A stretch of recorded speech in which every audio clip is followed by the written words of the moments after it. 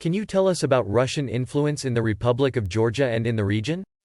In Georgia, just geographically being bordering Russia, obviously we have a history with Russia in the past 10 to 20 years, and being a core interest in the South Caucasus, both with Azerbaijan for oil and gas, but also probably one of the only non-major powers outside of Turkey, Russia, in this eastern Black Sea area that has key ports. We're a very important strategic location in the region. So Russia has had an interest in the area for probably centuries, but more closely, more imperative what we're looking at is in the recent, past few years, and particularly since the Russian invasion of Ukraine, Georgia has become more of almost a secondary target when it comes to information warfare and unconventional or clandestine operations. With Russian influence, we see a lot of Russian influences in media.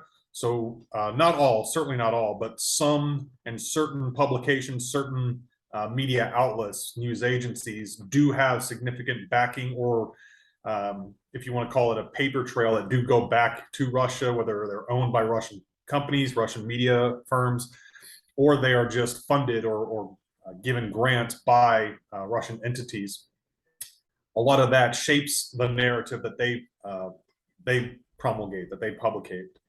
One of the key things we've seen a lot with Russian influence is and this is more fact than anything else, is the influence of people coming into Russia that are not coming for, shall we say, better opportunities. Obviously, with the sanctions and people being more unhappy with the Kremlin's actions, particularly with Ukraine, we've seen thousands and upon thousands of people move to Georgia, thousands of bank accounts, business licenses, everything being opened up here, which is fine.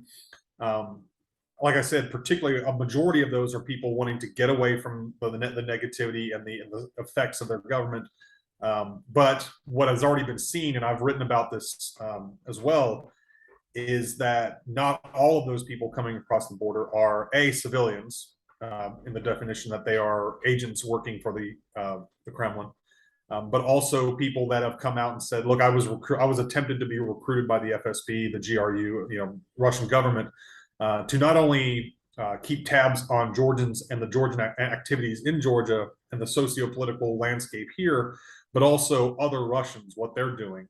You got to imagine most of the people, the Russians that are coming to Georgia, who are coming here for, to get away, are probably already seen by the Russian government as dissidents or opposition, which of course they are targeted automatically. So that's something we've seen as far as the influence coming into Georgia in even the past 6 months, essentially. What is the strategy of Georgia and the media to protect itself from disinformation and propaganda coming from Russia? Right now, one of the big issues that's I wouldn't say it's been tackled, but is in the process of being dealt with now. And I think, both people in the government and people that I personally know working inside the government, it's a complex puzzle because you have to balance a couple of things. Obviously, you need to balance the very important democratic hallmark of free speech. There's no need to censor or outright ban anything, but there does need to be a check put on things where we're not necessarily pushing out false information that can be construed as either harmful or even counterintuitive to democratic structure and, of course, the goals of the Georgian government and the Georgian people. So I think one of the key things is getting at the root of it with education. One of the things I know, I've talked to some of the people, both politicians and staff people that work in the government, and that's kind of been the first push, is education and getting people to identify misinformation. Of course, the first problem, like with everything, the first key part of solving a problem is to first identify what the problem is, which is helping people identify what is mis or disinformation, how to identify whether something's coming from a reputable source, Obviously, we have our own mainstream Georgian media, but every now and then you do see some of these small outlets come up, and you need to be able to identify, are these new, legitimate, maybe there are grassroots journalism, which is important to have, but maybe these are also prop ups that are kind of ad hoc created by an outside force for not so beneficial uses.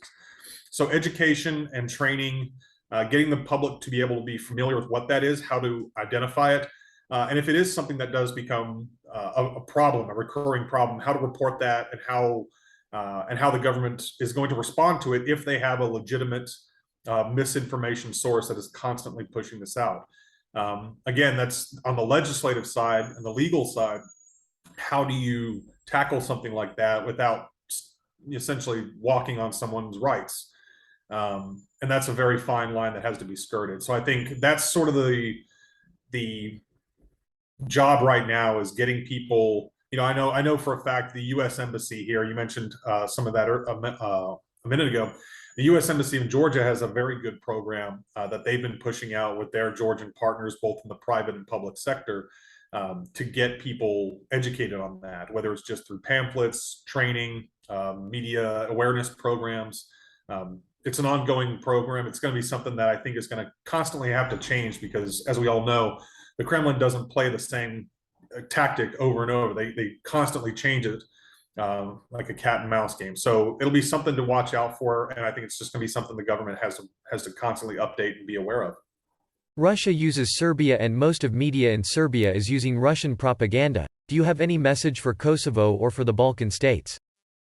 One thing I always say, I say the same thing to my friends, whether it's in Europe, the United States, here in Georgia, and I would say the same thing to the people there, is always, it's better to question and confirm than outright believe something at its face. I'm not saying that Kosovo media should be questioned at all times.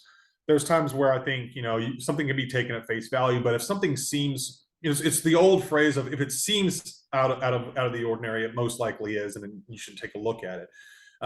Do your own research. I know, for people like you, and probably, or for me, and I know you and a lot of journalists, that's our job, is research, verification, to make sure we have everything straight. For the everyday person, that's not what they do. They have jobs, they have families, they have other priorities. But make sure that the things that you're seeing, never take everything from one source. Try to get other opinions, try to get other viewpoints.